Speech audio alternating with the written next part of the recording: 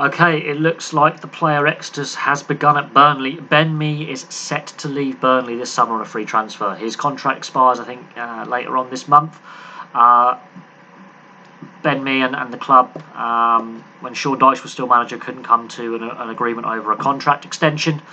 And he's a key player. I mean, he's worn the captain's armband.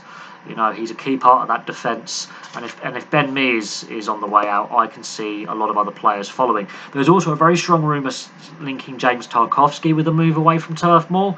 Now, Ben Mee on a free transfer, any Premier League club, be it one of the 3 promoted sides or one of the established sides in the Premier League, would be mad not to look at a guy who's been capped by his country, who has been a club captain, has been a loyal member of a club for 11 seasons, still reasonably young. He's still got a fair bit to give to the game.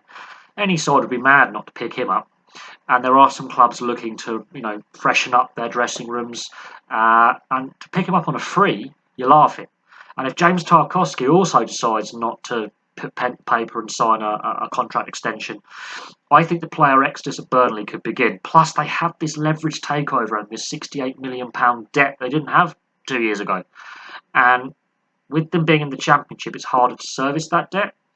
And therefore, the creditors want to take more of their money back out of the club. So, Burnley might be in a fire sale situation.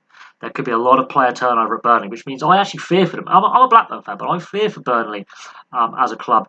What team they're going to be able to put on the field, how competitive that team is going to be, and how many of this squad decide to stay on for the Championship season and make a fight to get back to the Premier League. I do honestly worry that Burnley could start tumbling down the divisions and really struggle next season. And with that debt, there's 2 ways to service a debt. 1, get back to the Premier League as quickly as possible, so increase revenue. Or 2, sell a lot of players for short-term cash.